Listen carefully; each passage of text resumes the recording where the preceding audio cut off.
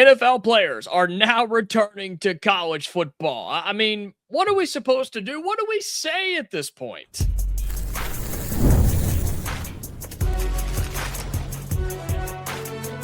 You are Locked On College Crossover, part of the Locked On Podcast Network. Your team every day. Welcome in. I'm Jacob Goins, host of the Locked On Hoosiers podcast. He is Zach Seyko, host of Locked On Nittany Lions. Thank you so much for joining us on this Locked On College crossover, where we give some fall camp updates as we are a little over halfway through Indiana fall camp, Penn State fall camp, big storylines in Bloomington and Happy Valley. Plus, we got some Big Ten bowl projections where Indiana projected to make the playoff. Penn State, maybe not. Get you have to hang around to find out. But Zach Seyko, we've got NFL players, literally legitimate NFL players. I give up. Who are now returning to college football. I posed the question in the open, what do we do? What do we say? But that's a legitimate question. What are we supposed to do? What are we supposed to say? How are we supposed to feel now that 16 more players have just magically gained eligibility to return to college football? Well, it's all the NCAA's fault. Let's start there. It's a great place to start. More of this. The genie is out of the bottle, right? So the NCAA refused to fix these problems and just kept kicking the can down the road. So it only gets worse. However, we only get closer to a super league or whatever have you that is going to try to fix all this, because I don't think they're ever going to pass the Protect College Sports Act or whatever they're trying to do at the federal level, right? And nobody's going to want to support that. Players aren't going to want that. Believe it or not, coaches aren't going to want that, because maybe some, right? Some coaches might like the order in college football, but primarily the players are not going to want that, because you limit them. You limit their mobility. See how somebody who magically gains an extra year of eligibility, a court says, actually, you can play. You can play. There's nothing that restricts you from leaving your job in the NFL and coming back. And okay, so this is why we are where we are, because the NCAA kept kicking the can down the road. And I can only imagine what's next for this iteration, because the transfer portal element of it can be very chaotic, right? Sure. Why do these guys only get to transfer right now on this given day in late August? What about me? Why can't I transfer? I'm not happy at my current school. Speaking on behalf of somebody else, hypothetically. Oh, no. And then they get to transfer, and then another magical portal window opens up. So I am worried about what this could lead to next. Which is? Well, just players being able to transfer whenever they want to. I mean, at what point does this just turn into NFL, like, not free agency, but like trade deadlines and deals and in-season switches of players and swapping of players? I mean, we could get to that. I mean, that's what it is, right? I mean, just because a player commits to Penn State out of the portal doesn't mean that Penn State has to give the other school a player. But you see what I'm saying? Like, and I see what you're saying is we're getting into, and not even getting into, we're in the landscape of just a free for all, but it's a disaster. There's no construction. There's no. Well, there's nothing legally binding. That's the issue at hand. Yeah. The NCAA wanted to operate on this quid pro quo model where we give you the opportunity to play college sports and you get nothing in return other than the opportunity to play. We will give you that. We give you the platform to be a semi-pro athlete in, just kind of in basic terms. And well, you can't get paid. You can't have the ability to transfer schools. And there was no legally binding contract. So since all of these college players, everybody, this is college athletes across the board. I know it primarily applies to football and basketball, but primarily with those sports, that the athlete for the longest time just kind of went along with it. And then agents got involved and they said, no, wait, legally, none of this can hold up. So you can do whatever you want. You can, if they want to grant an extra year of eligibility for everybody else, why not this group?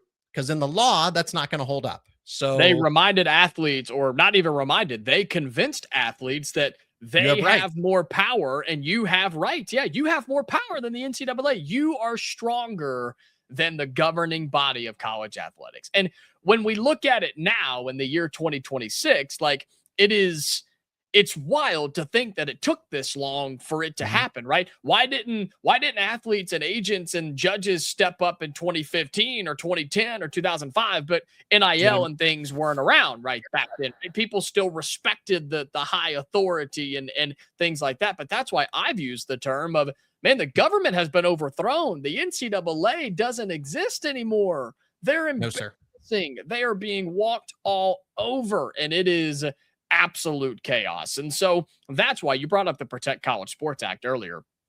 That's why you have senators and lawmakers and all these other people, right? Congressmen and congresswomen who are trying to put anything together to try and provide any sort of structure. But like you said, why would the players go along with this? You would not want that. You would not want that if you're a player, because it means that you're never going to be able to earn $5 million, right? Who does pay for play benefit? It benefits the schools that are willing to do that, to cross the unwritten rule of college football that, it's not our college sports. It's not pay for play. This is a sponsorship and a brand deal and marketing. No, it is truly pay for play. So it hurts those people, and it does hurt select student athletes, right? It hurts those who have earning power, earning potential, and those players aren't going to want that. So if you really want college football to basically just turn into a pseudo NFL, you're going to have to find something in the middle where you let this craziness happen, but you still kind of preserve the shell of the sport as it is. Yeah. There's just no end in sight, though. That's the problem. I mean, headlines are out there. Former Seattle Seahawks running back is returning to college football. It's like, he can go anywhere. This is horrible. This is so bad. Anywhere. Yeah, but I'm not smart enough to figure it out. I'm not smart enough to come up with a solution. But the problem is everybody's kind of in this position of like, Ricky Bobby, just put your hands up because you don't know what to do. And you can't blame the coaches for taking advantage of this. I guess they got to win. It's their job. Yeah. And the players, if he's going back to school, I'm going back to school. Yeah. If he's going back to college basketball, I'm going back to college basketball, right? I'm not going to get cut from my NFL team and just sit at home and watch on the weekends. No, I'm going to go play. I'm going to go get paid. Yeah, exactly. So don't blame the player, blame the game, or whatever that phrase is, right? Whatever that is. I mean, that's where we are with college athletics. And man, if we could go back 15, 20, 25 years, 30 years and say, hey, in the future, you're going to have pro athletes who just decide to go play college football and nobody can tell them no. What a wild statement that would be 25, 30 years ago. But it's true, and it's happening. To an extent, right? It's not just any washed up NFL player, right? Or somebody. What I'm curious about just in general is how does this work again? Do they go into the NFL draft, right? Are they re-eligible for the same process as it all? Does a fifth year help them out? Does somebody who went undrafted or barely could make an NFL roster and then magically gets better because they get playing time, they get the right coaching, they're on a winning team? I don't think it matters. I don't think it matters.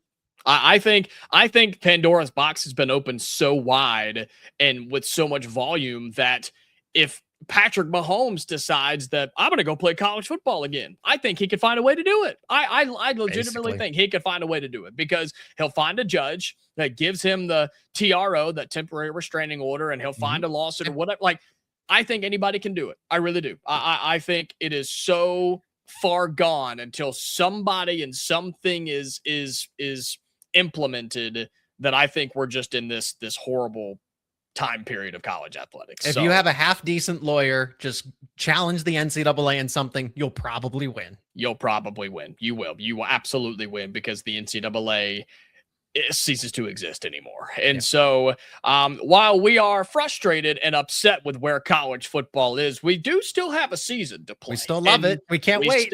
We still can't get enough of this crazy sport of college football. And we've got some bold projections to talk about from CBS Sports. They talk about teams that make the playoffs and other Big Ten teams who are playing in the postseason, but not in the college football playoff. We'll talk about that and if we agree or disagree right after this on this Locked On Crossover.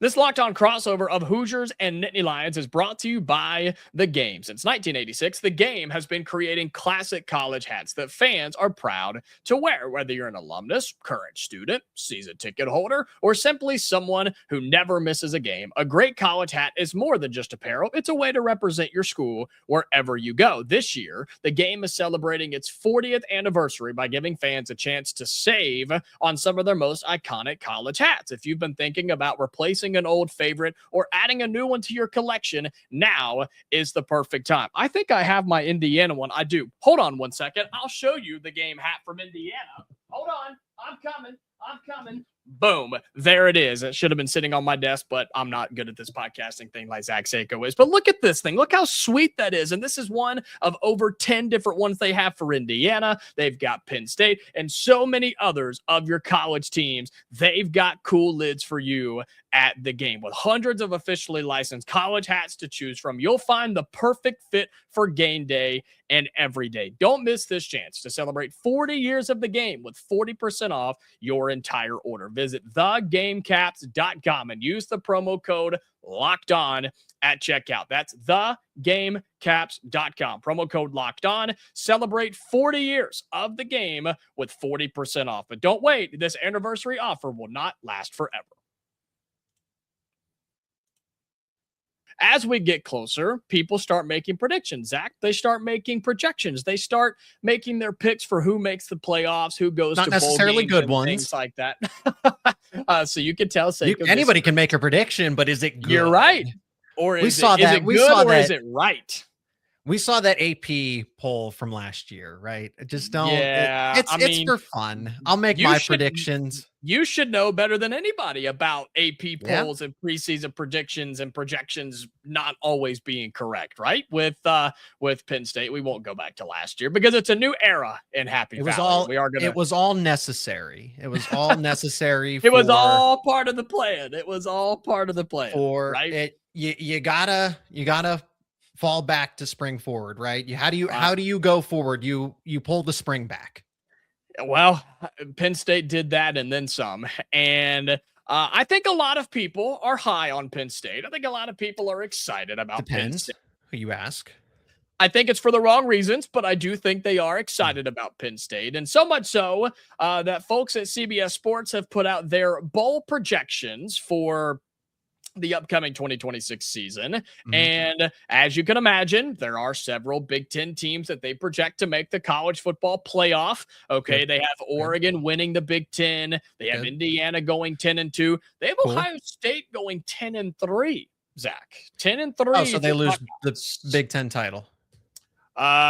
According to this, it doesn't. They may not even play in the Big Ten title. I'm not sure because they have Indiana as the 7 seed, Ohio State as the 8 seed. So that would tell me that Indiana probably plays. Okay. I thought this was strictly off of Big Ten regular season games. Okay. Oh, I guess it is. Yeah. Well. Oh, okay. I see what you're saying. Yeah. Because where does that 13th game come from? Unless they're in the Big Ten title. Yep. That's exactly right. Exactly right. And so, they've got Oregon as the 2 overall seed in the playoff, Indiana as the 7 overall seed, and Ohio State as the 8 overall seed. And then there's Penn State, who is on the outside looking in. CBS Sports says that Penn State will be in the Citrus Bowl against Ole Miss. And I find this interesting because it's not bad. There's a lot of hype around Penn State. There's also a good result. There's also a lot of hype around Ole Miss. Am I right? I mean, they're supposed to have one of, if not the best quarterback running back duo in college football. And Pete Golding is just supposed to be this amazing head coach. But yet CBS is saying that they don't make the college football playoff in year 1 without Lane Kiffin. So your thoughts on a Citrus Bowl appearance in year 1 for Matt Campbell and Penn State? At least you get the opportunity to get revenge against Ole Miss because that was their Super Bowl at the time. I never heard the end of it with Penn State benching how many of its starters in that game when Ole Miss left everybody in. and then they ended up running away with it in the second half. So and bowl games do matter in the SEC. According to Ole Miss, when you're playing your first string versus Penn State second string. So that's how that went down. Only matters when you win, Zach Seyko. Yes. Only matters when you win. So I think Matt Campbell would take that game very seriously, and at least Penn State would have more of a fighting chance, whereas James Franklin was like, yeah, he might play, he might not play. You're not going to get any of that. Okay. So that's that. I mean, I'm not surprised that people aren't going to put Penn State in the playoff, right? That's not going to be the common thing to do. At least in Penn State's situation, they control their own destiny, right? No game, no opponent is insurmountable. I think Matt Campbell gives you a significant coaching advantage that you didn't have before. And this isn't a staff full of, guys that just don't know what they're doing. Okay. These are experienced coaches, coordinators, right? Danton Lynn coming over from USC. And I think it's just, Matt Campbell was in the Big 12. Danton Lynn coached at USC for the past couple of seasons and had a top 10 defense at UCLA. Granted, that was the Pac-12 team at the time, but you don't have a top 10 defense by accident. Okay. So Danton Lynn understands how the Big Ten operates and how a defense is supposed to go. And the players just aren't a bunch of Iowa State holdovers. These are guys that were sought after by other programs across the country. Is the Big 12 the best conference in college football? No, but is it significantly behind the Big Ten and the SEC? I don't know that I can go that far. I think it's a step up. It is a step up, but then it's not just a bunch of Iowa State players. It's the Penn State players that stuck behind, some of the really good elite recruits that stayed behind. And it's a combination of those two teams together. So Penn State can absolutely make the playoff, but one big mistake does take them out of it. If they lose a game that they're not supposed to, because this schedule is really easy, then they're not getting into the playoff. If you go 11-1, which is very doable, you're in. If you go 10-2, very dicey. That's the thing. 10-2 with this schedule, I don't know, get you into a playoff if you're Penn State. Especially with what happens around them too, right? Because everybody's expecting Indiana, Ohio State, and Oregon to be dominant to get into the playoff. And does the SEC put 3 or 4 teams? Does the Big 12 put 2 or 3 teams? Does the ACC put 2 or 3 teams, right? Notre Dame is obviously in there to steal a bid from everybody because, they just think they're the best and nobody makes them do anything. And so people are talking about the Penn State schedule. And for maybe the Hoosiers listeners or just Big Ten fans that haven't looked at it in a second, right? It really is easy. I mean, the top 3 teams in the Big Ten that we've talked about, Indiana, Ohio State, and Oregon, they're not on that schedule. Now, they have USC, Michigan, and Washington, who I think are in that second tier. Okay. You have 3 second-tier teams, but you have none of the top tier. So Penn State should have a good record this season. The 3 games that matter, not that I'm telling you or your listeners anything they don't know, home against USC, at Michigan, and at Washington. USC is USC. It's Lincoln Riley on the road. I don't trust him in Matt that Campbell's scenario. beaten a Lincoln Riley team before. That Oklahoma team that made the college football playoff with Baker Mayfield, he beat them at Iowa State that year. That was their only loss other than the playoff game. That's insane to think about. Then you go on the road to the Big House, which is always a tough trip, but it's year 1 with Kyle Whittingham. Is Bryce Underwood the quarterback we think he's going to be? Big 12 coach. Yeah, Big 12 coach. And then on the road at Washington early November, that's a difficult game. There's no doubt about it. That is easily a tough game. But I think Penn State and Washington are very similar talent-wise. Maybe not every position, but for the most part, they're very similar in talent. So, you win 2 out of those 3, then the conversation becomes, okay, does Penn State trip up? Right? Do they go on the road and lose a game against Northwestern on a Friday night that they're just not supposed to? Do they allow, I don't know, Minnesota to come in? You know what I'm saying? Like, but even when you say it out loud, the other games are Wisconsin, Northwestern, Purdue, Minnesota, Rutgers, and Maryland. Man, you can't lose those games if you're Matt Campbell. That's what got James Franklin fired at the end. Yes, he couldn't win the big games, but he was also losing some of the small games too. Yeah. Everything's controllable for Matt. Hey, and this schedule flips. Next year, Penn State's going to have one of the toughest schedules in the country. So anybody that's upset about it today, check back with me tomorrow. Hey, just schedule a good non-conference game, would you? I mean, it's embarrassing, really. Yeah. I appreciate that. The advice coming from the Indiana corner. So where'd they have the Hoosiers? Got Indiana as the 7 overall seed, 10-2 in the regular season, right there in the heart, hosting a first-round playoff game in Bloomington, hosting BYU, actually, which I think would be pretty awesome. I think that'd be really cool. So BYU would be the 10 seed. I guess that means Texas Tech wins the Big 12. I guess BYU is that good. Yep. Yeah, they have Texas Tech winning the Big 12, Oregon winning the Big 10, Miami, of course, winning the ACC.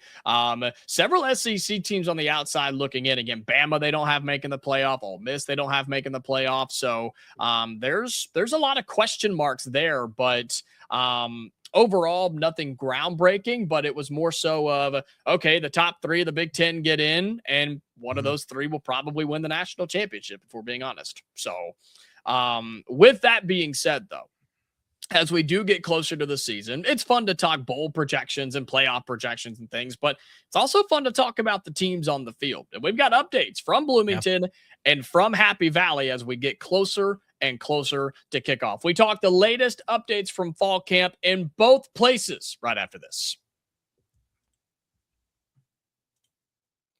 This bonus show of Locked On Hoosiers and Locked On Nittany Lions is brought to you by FanDuel. Baseball fans, if you think you know who's hitting a homer today, FanDuel is giving you a free chance to call your shot with Daily Dingers. It's easy to play. Just make your free pick for who you think will hit a home run in their game. If you're right, you'll receive a profit boost for your next bet for a chance at extra winnings. Best of all, you can make a free pick every day throughout the MLB season. Daily Dingers is another fun way to stay engaged with every day's game. So whether you're following your favorite team or keeping an eye on matchups across the league, FanDuel is where you need to be because every game has someone capable of going deep. Now you get the chance to make your prediction before first pitch. And I talk all the time about day games are my absolute favorite, especially when you're involved on FanDuel, right? You're sitting at your desk, you're sitting in the car, you're at the office doing whatever, and it's like, oh yeah, there's a game that starts at 2:40 in the afternoon, and when someone goes deep in that game, it just makes it even better. So,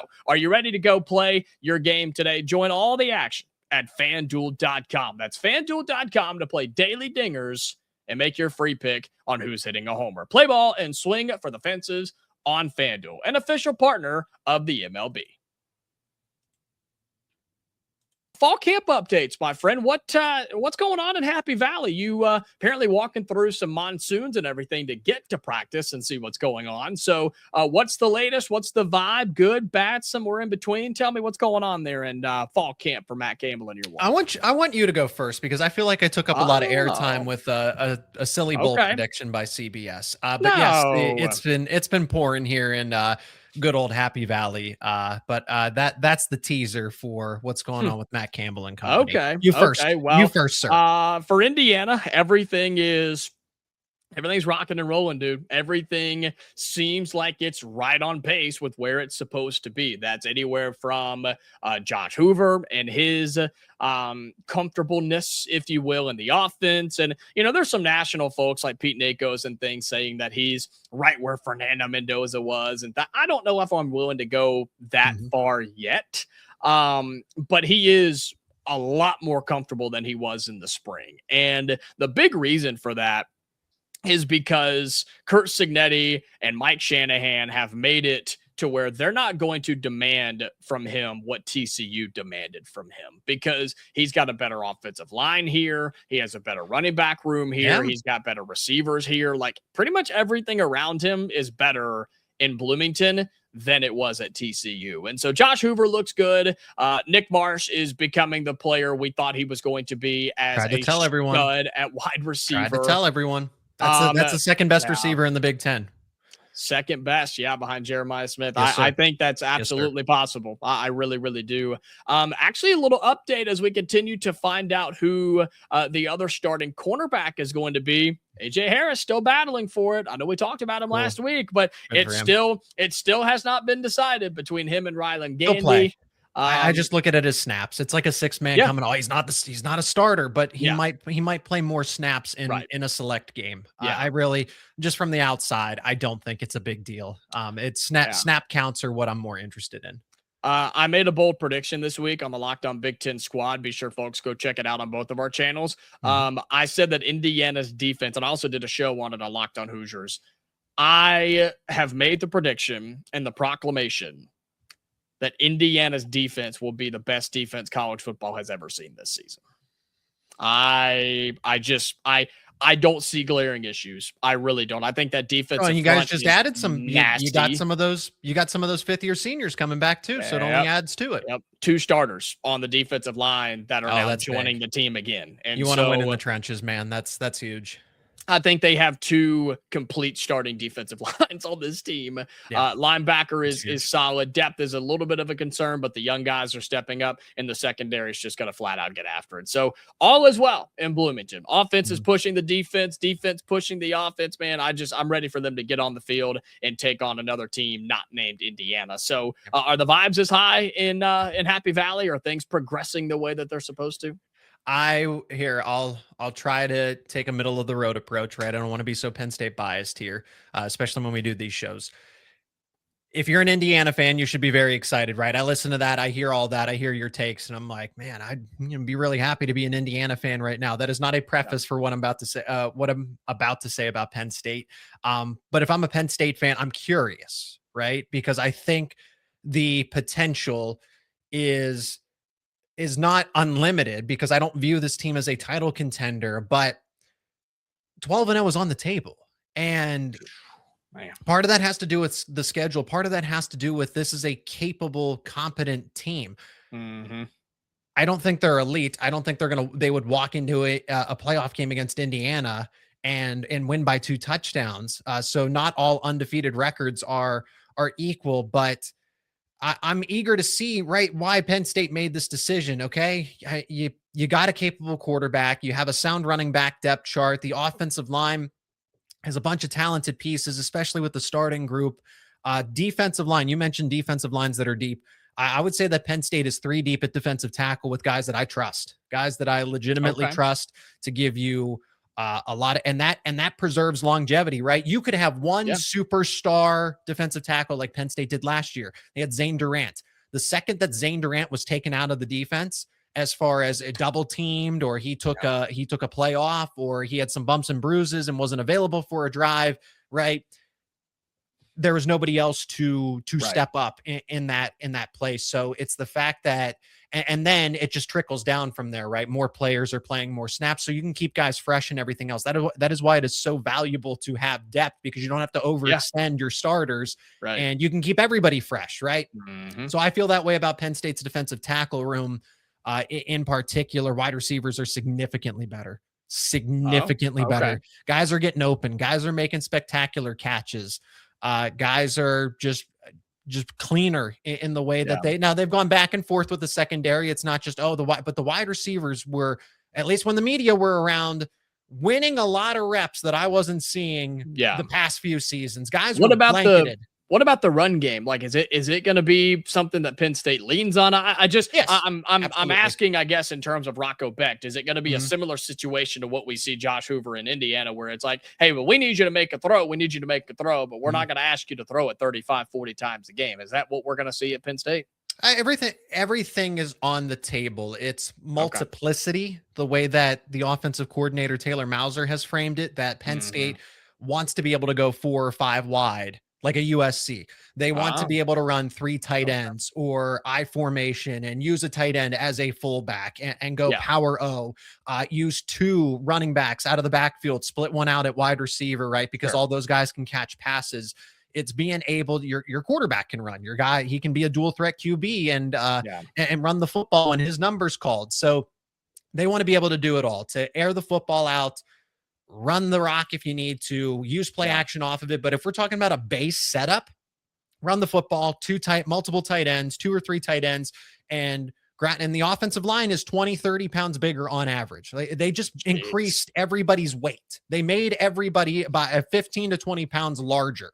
And that goes to the offensive line too. So they want to run the football first, utilize play action, and then when they can, leverage being able to go 4 or 5 wide receivers and go quick when the defense isn't expecting it. So it's the multiplicity, but fundamentally this will be a ground and pound physical type of team. What I'll say to folks who aren't familiar with Penn State, and I guess this is more so for my Indiana people than anything, and we'll wrap up with this. your thoughts and pre-assumptions on what Penn State has been needs to be flushed out, needs to be eliminated. And for me personally, I'm going to watch Penn State this season with a brand new slate, with a brand new palette of, okay, let's see what the Nittany Lions are. And for Indiana, you know what you're going to get. But with Penn State, it's brand new. And that's the excitement of a new coach and new players is you get to learn what that looks like. The problem is because of the schedule with Penn State, and Indiana's the exact same way, you won't know really where Penn State is until they host USC in mid-October. And Indiana's the same way. We play the first 5 or 6 games, and it should be just a drumming. So I'd say against Wisconsin, honestly. I think Wisconsin can give them a good fight. That's a team that I like enough to go, worst case scenario, 6-6, right? I think they get to a bowl game. Luke Fickell's a good coach. Yeah. Now he has more resources, better players he picked up from the portal, right? They could go 8-4. In a perfect world. Don't tell Ryan Herrings that. Don't tell him that. I did. I told him on a Big Ten squad. They could go 9-3 is their legit ceiling. Their schedule. You want to look at an easy schedule? Wisconsin has an easy, if not easier schedule than Penn State.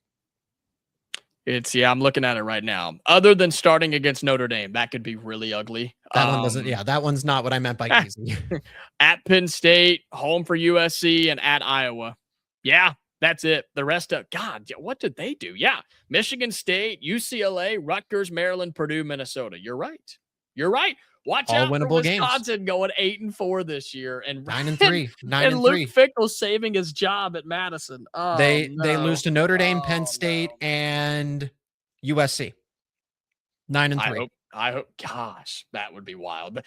The Big Ten's not ready for a 9-3 Wisconsin team. They are not ready. No, they are not. This is not 2015 anymore, man. And we are not ready for a Ryan Herrings, the host of Locked On Badgers, with a 9-3 football. That might be bad. I might not be able to go to squad for a while because he'll show up all the time. He will. He'll just magically start showing up when his team starts winning football games. Oh my goodness, he's in hiding right now. Yeah, I wouldn't. I don't blame him. I'd hide in Wisconsin too if I were him. Yeah.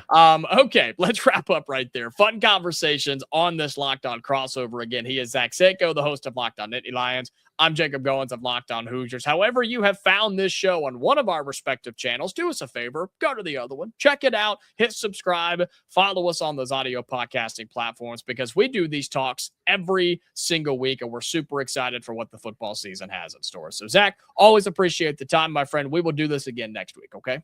Appreciate you, Jacob. Can't wait.